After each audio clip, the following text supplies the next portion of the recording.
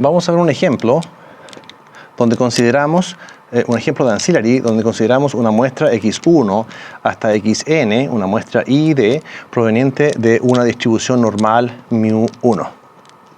Entonces la pregunta es si esta cantidad u1, que es la suma desde igual 1 hasta n-1 de x sub i menos xn, es un ancillary para μ.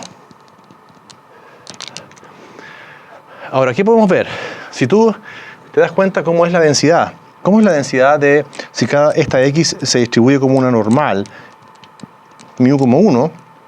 Esto implica entonces que la densidad de x μ es 1 partido por raíz de 2pi por e a la menos 1/2 de x menos μ al cuadrado, donde el x está en los reales.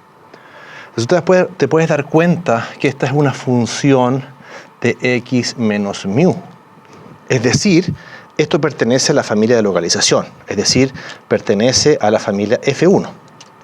¿Qué sabemos nosotros? El resultado dice que si una densidad pertenece a esta familia, entonces esta cantidad U, ¿qué cosa es U? Es x1 menos xn, x2 menos xn, hasta xn-1 menos xn, es un ancillary para μ.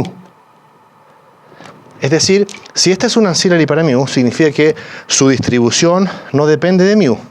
Si la distribución de esto no depende de μ, significa que la distribución de todas estas componentes como variables aleatorias tampoco depende de μ. Porque si una componente dependiera de μ, el vector completo depende de μ. Por lo tanto, eso significa que con cualquier función de este U, tampoco su distribución depende de μ. Entonces, si te das cuenta, este estadístico U sub 1, que es la suma de igual 1 hasta n-1, fíjate que esto es x sub i menos xn, no es otra cosa que la suma de estas componentes. ¿Te das cuenta? Si tomas igual 1, te queda x1 menos xn.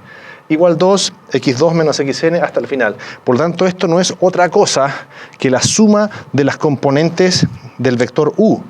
Y como el vector u es un ancillary, entonces una función de un ancillary también, así que vamos a poner, esto es una función del vector u, y como el vector u es un ancillary,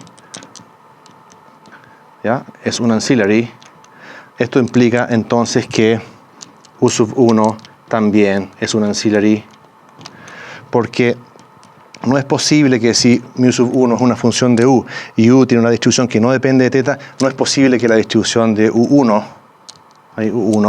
dependa de teta. Entonces esto es un ancillary para μ, ¿cierto? Y este también es un ancillary entonces para μ.